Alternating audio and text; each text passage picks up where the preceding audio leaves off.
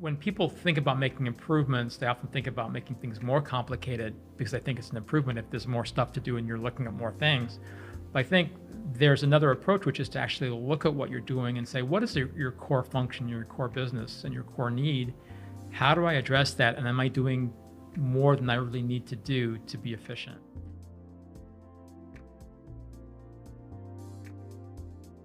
Hello, my name is Ruben Garcia, and welcome to Valid Questions, where we talk about industry trends, technology, innovation, everything that has to do with the testing industry. And today we have a very special guest, Ulric Chung, CEO of Board of Global EHS Credentialing, right? Mm-hmm. Or BGC for short. BGC for short, yeah. So, we'd love to have a conversation about what BGC is, have a conversation around industry in general, and learn more about your program. But first of all, I would like to say that, in case you don't know, BGC is one of a Certiverse client, and I always have to thank the very early innovators, the very first clients that we've had, which is you're in the, I think, first maybe second client that started with us, and we're very appreciative, of course, because you have a technology and innovation, you can't launch it without other innovators, that can help you and support you in that. So we're very appreciative of that, just to start things off. But I'd love to hear more. We'd love to hear more about your program, what you do, and tell us a little bit about your industry. Sure. So the Board for Global EHS Credentialing certifies EHS professionals. So we have, when I think about what we do, we certify people who work in 4 different areas. They certify people, places, and things, and then systems. So we have a credential where our certified industrial hygienists will make sure that workers are protected in the workplace or people in the communities. So for example, with COVID-19, a CIH would make sure that there's nothing in the area that's going to make people get COVID. They're going to work on the ventilation systems. They're going to work on different kinds of procedures and protocols to make sure that people, customers in stores, people in airlines and schools, wherever, are just kept safe. So that's what a CIH does. So those are the people. We have environmental practitioners, the QEP, qualified environmental professional. And they make sure that the environment is kept in good condition. So if there's an environmental spill or something like that, an environmental professional would help to remediate those kinds of things. So an environmental professional can make sure that the damage that humans cause can get taken care of or get removed as best as possible. Now, I'm not a professional practitioner myself, so I'm not giving the best explanation of what my people do, but that's kind of just a general sense of what happens. Then we've got a stepping stone credential, which is kind of called the EPI, which is sort of like when you want to become a professional, it's the next step to that. For things, a certified professional product steward, or CPPS, will make sure that any kind of product, anything you buy, is safe and is disposed of correctly, and that the materials that things are made of are sourced sustainably. So they look at products in the value chain and make sure that every step of the way it's going to be cause a minimal negative impact to the environment, that people aren't harmed by it, and that when it's all done with, it's either recycled or disposed of responsibly. Then we have some auditing credentials, which will make sure that practitioners like the CIH or the QEP or the CPPS or other professionals who work in health and safety are doing their jobs and they're meeting the standards like regulations from the EPA or OSHA, that they are following those regulations appropriately and doing things that they're supposed to be doing, whatever those regulations are.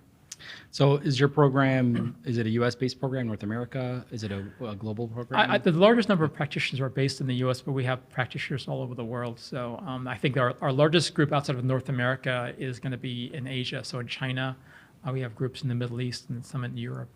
Okay. What's the, can you give an example of like a real life individual? Like, who do they work for? Are they working for like a corporation? Are they working for, is it a hospital, or the folks that are seeking your credential? Yeah, actually it runs the gamut. So as you mentioned, it could be hospitals, it could be major industries, it could be oil industries, Okay. it could be schools, it could be airlines, it could be for the government, it could be state or local governments. So they really are everywhere. They're people that you really never hear about. When you say industrial hygienist, you think, what is that? You don't really know what that is. But there are practitioners in all of those fields. Our environmental lines are the ones that are growing and have the biggest potential to grow because of what's happening with the planet. They're really in every different occupation, every different industry, and then we also have a lot of people who actually work in consulting so that they can actually work with different companies and organizations as necessary. That's interesting. And what do you think that so environmental do you think that's like a growing trend in regards to like where the industry is going into? I think so. Yeah. Because I think in some ways, all of our practitioners work in a space. So I think of environment as being like the big E, like the woods, the forests, the trees, the oceans. That's the kind of big E. But there's also a small E in my mind, which is like interior spaces. So you could be working in a factory, you could be working in a school, or an airport, or an airline, or an airplane, or you could be working in a ship or somewhere. And those all have places where different kinds of practitioners can work. So our credentials will focus on different kinds of areas of practice, but mainly it's going to be environmental areas, health and safety. So that's what EHS stands for: environment, health, and safety. I was going to ask you that. Great, thank you. And then, so let's talk a little bit about just the process in general. So, sure. Like, if you can, I know you wanted to, the credentialing process. What does somebody go through the process to to get through the end and get a credential? Sure. Is it? I know there's a difference between credentialing and certification, but if you want to talk a little bit about that, I'd love to learn more. Yeah. So we use a pretty traditional model. So we look for three things. So we look for your educational background, we look for experience, and then at the end of those things, we give you an exam to make sure that you meet certain requirements and you have certain knowledge and skills based on that exam. So the education requirements really vary based on what kind of professional you are. For example, the Certified Professional Product Steward is it's a brand new credential for us. And so we don't exactly know what kind of education is the best to prepare a product steward, but they're coming from all different areas. Some people are coming from law, some are coming from marketing, some are coming from engineering. Oh, that's interesting. Yeah, so so I think right now we're at the very cusp of this profession, this professional's development. But I think down the road, you may see more specific programs developed specifically for them. I think actually there might be one academic program in the U.S. for developing product stewards. For industrial hygienists, they have specific programs which will educate you in the university, but you have to have a STEM background, so science, technology, engineering, or mathematics for industrial hygienist. But again, you can also get your education by doing continuing education. So one of the things I find interesting, because my background prior to coming to this current position was in healthcare. And so you have a very rigorous, almost lockstep curriculum that you have to go through, which is, university, then you have an internship, and then you do different kinds of rotations and things, and you sit for exams. Whereas in these fields, because they're actually newer, they don't have the long history, and some of the the baggage in terms of innovation, you can get your knowledge and skills through actual practice for some of the professions. So it's interesting. So I always feel a little bit like uncomfortable by it because it's not what I'm used to, but I think it's also very innovative as well. What about, so there seems to be like an application process, and then you submit your background and your experience, education experience. What about what if, I don't know, like if somebody can just find a bunch of online videos and, gather information that way? Sure. Probably not. So what we do is you have to be able to demonstrate that you have done certain activities and you have certain knowledge and skills. So what we're going to ask for is to make sure that you have an education. We're going to ask you for educational transcripts. If you didn't go to a university for all of your preparation, we might ask you for documentation from an education provider. It could be from a professional association that you did training through that association. We're going to ask you for if you had actually on-the-job training, and so in that case, we might ask for references. We might ask the employer to provide information that that person has done so many years of practice in a certain kind of field. And then the examination, that's where we come in, was we do the examination. So credentialing really involves multiple pieces. Most people think that credentialing is just you sit for an exam and you're done. Right. But actually, the higher levels or higher quality certifications will look at other things in addition to the exam. So it's not just the exam alone. It's that preparation that you got to make you eligible to sit for the exam. Okay, that makes a lot of sense. And is the process pretty lengthy? Is it like a couple of months to get through the whole entire process, or? It depends. If you have all of your materials together, it can be like maybe a couple of weeks. It depends. Like if you're first in line and you have all your stuff together, you could be done in like a couple hours. Okay. The thing is, like, if you have like 300 people applying, and some people don't have their materials together, so that can slow down the process for the people who are later on in the pathway. And then what about, are you able to take the exam before you go through the application process, or is it pretty rigid in regards to? In our case, we do require that you have the materials together, that you can demonstrate your education and your practice experiences before you sit for the exam. That's not always the case for all credentials, but that's something we do. It actually makes it easier for us to make sure that you know what you're doing. One of the reasons is that a lot of people say, hey, I passed the exam and therefore I must be certified. I can call myself this thing, right? And the reality is that if you haven't met all the requirements, you're not really going to be certified by us. So we take that extra step of saying, okay, show us this documentation first that you've met the requirements, then you take the exam. That kind of helps protect people from kind of using that credential prematurely. Right. All right. And then, I mean, I think I know you pivoted. You've had the program change names, right? And then now you're more of a global organization with the program. Right. I want to learn more about the challenges in regards to like just launching these programs, because it seems to be you seem to have a lot of programs. Is there anything that's complicated? I know you're delivering these in testing centers today, but if you can just talk a little bit about the testing industry in regards to like, has it been helpful, challenges, things like that. Right. So we started out with one primary credential, which this is our flagship credential, and we have about 8,000 practitioners. And so, in our world of environment, health, and safety, it's relatively large. Okay, if you look at the bigger world, like medicine, nursing, pharmacy, it's tiny. Okay. Really? Yeah, it is really tiny, because when I was with dietetics, we had like 70,000 practitioners back then. They're probably a lot more now. I've been away from that for a long time. So 7,000 people. Actually, they had there's a credentialing program I was familiar with, which had about 14,000 practitioners, and they were thinking about getting rid of it because that wasn't big enough. So 7,000 people or credentialed practitioners seems to me can be small or can be large depending on where you're coming from. So, but we actually took on some smaller credentials that could benefit by working with us.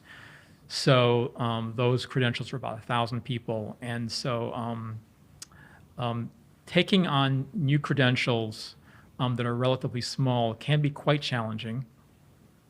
And it really boils down to the amount of work it takes to manage and run a credential versus the cost of doing so. So there are also issues regarding kind of the whole cultural differences. So if you're bringing on staff from other credentialing bodies, then you have your different ways of doing things, and so you have to kind of figure out like is your way really the best way to do something, or is that other way that it's being done by the other place a better way of doing things? It isn't always clear. And I think that for us, the first credential was actually was the hardest.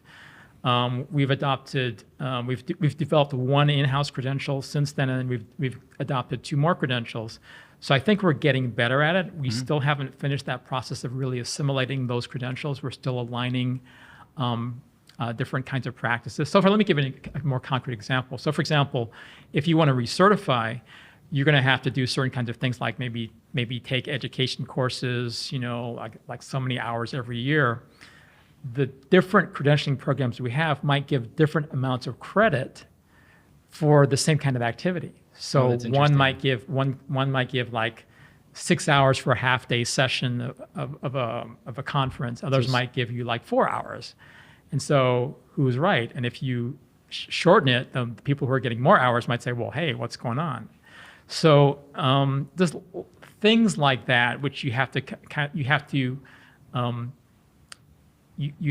make sure that everybody is happy in some respects. You don't want to, So how do you do that? So how do you standardize the rules? And I'm assuming that, you're also just, how you build the exams, the where there are challenges and different, do they come with different standards, the exams, or the way they're developed? Yeah. How do you streamline all that into a single process? Well, I think for us, the role of accreditation has been very, very helpful. So one of our major credential is ISO certified 17024, and we use that as a model for our other credentialing programs. So we want to try to follow those standards and those guidelines to make sure we're at least following those minimum level requirements.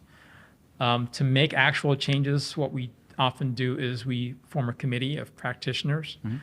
And then we ask them for their input. So so now we have committees which have which represent multiple credentials and practices. And we say, okay, well, we have to get this figured out. We have to figure out what's the best way to do this. In some cases you can unify. You can say, hey, for assigning hours of credit to a conference, we can come to agreement on that. But for other things which are more practice related, we might not be able to do that because those are really unique to the profession. And you can't use a one-size-fits-all model. But where we can standardize and make them all the same, that's what we're going to try to do. That way, it makes it easier for us to run our operation, and it makes it easier to tell people what we're doing, tell the practitioners what we're doing, because we have to explain to them, what they need to do to attain or maintain their credentials. Yeah. No, that's interesting. So it's just a recertification process, just bringing that together into a single way to do it. Yeah. That's interesting. So one of the things that I notice about the testing industry, right? The actual examination side of things. I know that it's not very well suited for programs like yourself, right? Because I think that there's, for big organizations that are delivering, thousands and thousands of exams and so forth, it's much easier. But what are some of the things that you run into that are difficult, that if you can wave a magic wand, that you can help change the industry? Right. The first one is vendor costs. So, what an organization that offers maybe 1,000 exams per year versus one that offers 30 exams per year, the minimum cost for that larger organization might be fine for that one, but for us, that could actually put us underwater. It could put us in the red. And so, finding the right price point is really important. So, finding the right price for offering the exams, and then also for if there are any subscription fees, annual fees, monthly fees, or whatever, just finding the right spot to make that work. So for example, in our case, it might make more sense to charge a higher exam fee for us, but have a lower subscription fee. That helps us kind of get our market increased rather than charging a huge subscription fee and then a smaller per exam fee. So it really just kind of depends. I think the other thing is really the kind of relationship you have with your vendor, because when you're small, people don't put you on their calendars to talk with you as easily. That's a nice way of saying that. So yeah, right. So and changes don't happen. So if you say, hey, you know what, we need to make this change, we want to use remote proctoring, and the vendor will say, okay, sure. But then you have to stand in line behind their other clients, which are much larger, before they get to you. And so that can be frustrating, because you still have your clients and your practitioners that need to be served, and you want to serve them the best way possible. So if the systems that you work with can't get you, to market when you need to be, that can be really, really kind of difficult and frustrating. Yeah, I think that's probably, I would say, getting on schedules, and if you're having anything change, it's pretty much a no if you're a smaller program, right? Or you got to wait quite a long time for that. So that's one of the things that's interesting, because I know that there's that happens a lot. I've worked on the vendor side, and small programs usually have to kind of use whatever is out there, no change in functionality, no change in anything like that, and the requests pretty much go unanswered. One other thing I would say, though, is that in your case, it doesn't really matter if you're developing an exam program that's for 30 practitioners or 1,000. Right. It's the same cost and the same rigor that you have to go through, right? So maybe if you want to talk a little bit about that. Right. So I think we're trying to be more innovative in how we do things. So, for example, the traditional process of developing exams by having a bunch of people sit in a room and do a job task analysis, that's great, and I think we've had really good success with that model, but that's also expensive. So, I mean, the cost to get people together to pay for airfares, for room stays, for like maybe a weekend or whatever, scheduling people to get them all in one place at one time, has a cost to us as an organization. It has a cost to the people who participate in that process as well, because many of them have lives. They don't want to spend their weekend doing more work. They want to be with their families and kids, and so that has a number of issues. But again, it is a good process, and I think we've been working with your platform, which has been nice because it actually allows people to do the same kind of work, but on a different schedule, so that it can become more accommodating of people's schedules and people's lives. And if you don't have to travel, that has a big impact in the cost of developing and deploying a credential. So now when we look at the costs, yes, you might be delivering 10 exams per year, but you're starting out with a lower debt, a lower basis by working in a model that allows you to be more flexible and can do things in a different kind of way. Yeah, and I think that if you're a subject matter expert and you're going to participate and contribute content in your knowledge, you're already asking that person, they're volunteers usually, right? You're already asking a lot for them, right? And then to then ask them to then take time away from their personal life or take time away from their work, to come participate. I think it's a big ask, right? And and there's a lot of, I would say, communities like yourselves where people are just vested, and they're vested in the credential, and they want to make sure that they launch and so forth. So you have a lot of people that are committed, that are willing to make the sacrifice and go and and travel and so forth. But it also, I would say, I also think that it takes a toll on those individuals as well, right? Because if you're doing what we see a lot is they might commit the first time, and then if you have to do like a new version of the exam or whatever, that second time they're just like, yeah, no, I'm not gonna, I put my time in. So the burnout, I would, I think people call it SME burnout, but the SME burnout is real, and you might get individuals that will make that commitment the first time, but then after that, they will change their email address so that you won't contact them again.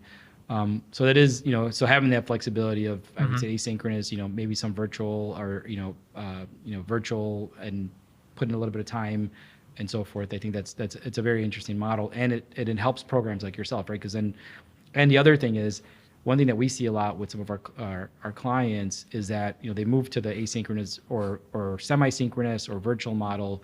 But one really interesting thing is that if you have a couple of SMEs that drop out for whatever reason, let's say you plan this this great event to do a job task analysis, and you have the hotels booked, and then 2 people can't show up you got to cancel the whole thing, which is also a risk. Right.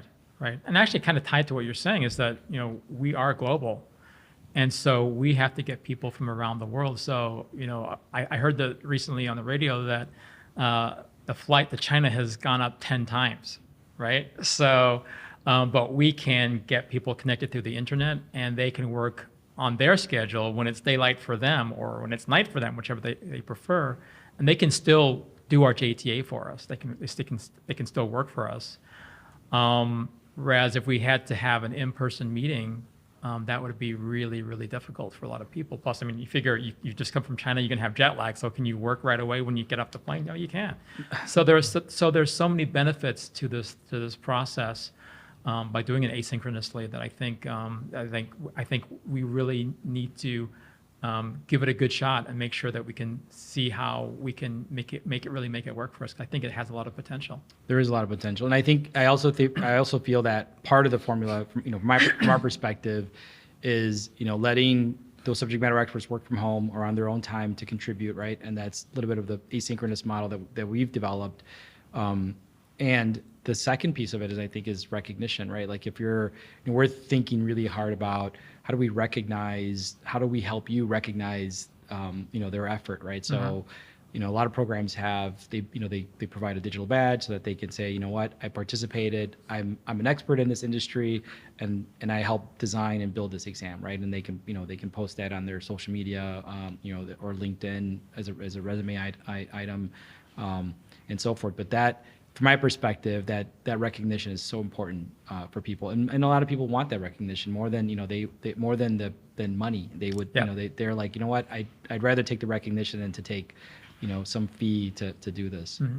That's true, absolutely true. So what else? In regards to, I know you're talking about online proctoring. What do you think the benefits to that are? Like, you obviously have a global program. Do you think that that's going to help bring in, more participants to your program? I hope so. Absolutely hope so. I think online proctoring became more of a need for us during the COVID-19 situation. We had to actually shut down our exams for, I think probably like almost a year, maybe it was a year, because we could not bring people into physical sites. And one of our exam pathways actually didn't even have the protocols that we would normally have, and safety protocols that we would have liked. So we said, actually, we cannot run this exam at all. If we had remote proctoring at the time, we could have kept our exams running. So when that happened, we did start moving some of our newer exams to remote proctoring, and so and those exams are doing well. And we would like to start bringing in more of those exams using remote proctoring. So it was necessity that caused us to make those changes, but now we're feeling more comfortable with that process that we can start moving other exams over too. I'm really glad that you're doing that, because I think it's, I'm a big believer of, trying to create a better experience for the candidate, and, having to ask somebody to drive into a testing center, and a lot of people they're not close to a testing center. It could be like a flight, or it could be a 2-hour drive or a 3-hour drive to get to a testing center. So in some, from that respect, we're here in Chicago, and if I needed to take an exam and to get certified, there's plenty of testing centers here in the downtown area. Right. But that's not always the case for a lot of individuals. Right, absolutely. Yeah, and actually we've had those kinds of questions come in, like people from in the West, they're very far away from testing centers, like you said. And they're saying, well, it's going to take me a day to get to the site, and they canceled my exam after I got there, things like that. And so that makes it very, very difficult. And even when COVID isn't happening, those kinds of things still happen on occasion. Yeah, it can be very complicated. What about just kind of another aspect of it, right? Because I think that this is also critical to the industry, is that it seems like the services are also siloed. So you have like organizations that will do test center delivery. You have, and some are doing remote proctoring too. Then you have some that are doing online proctoring. That's all they do. Right. But then they don't have a test driver, right? So like, I see a lot of fractured services, so that there isn't like, which I also feel like it makes it really difficult, right? Because then you're like signing agreements and contracts, and you're trying to like orchestrate all these things together so that you can, so you can deliver one exam. Right. Right. I mean, I don't know if is that something that you struggle with, or? We've seen it in maybe a different kind of way. It's that, you can usually get things done by one company, but you have to know what the right price is, or you have to be able to pay the right price, or you have to be the right size program. So there's a situation where, we went to vendors and said, hey, can you deliver these exams for us? And they said, well, yeah, but it's going to cost you a lot of money. They didn't say that, but that and so it's like, we couldn't afford to do that because we didn't have the numbers going through to make that cost effective for us. So we had to find a solution that would allow us to do what we needed to do. So I think it really does come down to the price and the size of the credentials that you're offering. I think for us, we see that we're in a market that's actually growing. The environmental market is going to get bigger. I mean, as the planet deteriorates, we're going to see more need for people who can actually help make some repairs and fix things. So that's a market that's going to be growing for us. So I don't think we're going to be in this situation forever. But we do have to get from point A to point B. So point A right now is that we're relatively small, that our costs are relatively high for what we're doing, for the number of exams that we're offering. So we just need to find the right solutions for us to do that. Yeah, and I think I would say that one of the solutions to to grow your program is to remove as many friction points as possible to the candidate, right? Yeah. Like if they have to drive one day to take an exam, they're just not going to be part of your program, right? So that's obviously very important, and making the program accessible to participants is key. So anything else that you want to discuss about your program?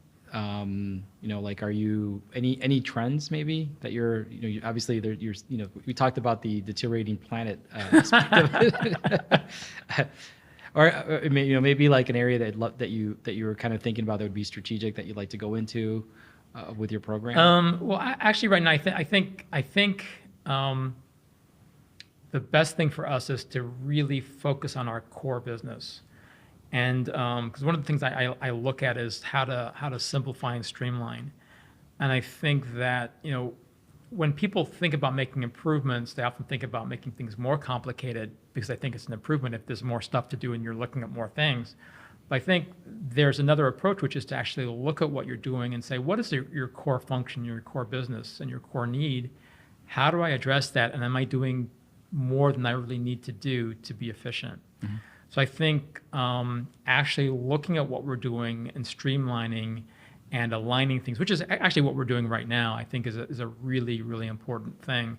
In terms of trends in the credentialing industry, I think that one trend is actually going away from traditional models of education. Mm-hmm. So it used to be you have to get a bachelor's degree and you have to do these kinds of things. Well, I think a lot of younger people are questioning, why do I have to go to school to become a computer programmer? Because I can learn these things myself. And so I think looking at models where you can test people's skills in a different way than necessarily going to a 4-year program. Not that I don't respect what a 4-year program does. Mm-hmm. I think we need to at least look at that, because I think we might be losing some very qualified people and some good talent by requiring them to go through a certain kind of process to get their education. Yeah, and that's what I was mentioning about the online, like somebody finding the online content or a course online. Yeah. Because that could potentially change your model, right? Absolutely. Yeah. Yeah. Well, I want to thank you very much for being on our podcast, and obviously also, as I mentioned earlier, very appreciative of your support and being one of the very early innovators to help launch Certiverse. Do you want to just let people know where they can find more information about your program? Sure. The best place to go is to our website. And if you go to www.gobtc.org, you can find us there. And we will definitely have that link in the podcast show notes as well, so that somebody can click on it and link on it. And if you have any social media links as well, we'll throw them in there too. Fantastic. Thank you so much. Thank you, Ulric.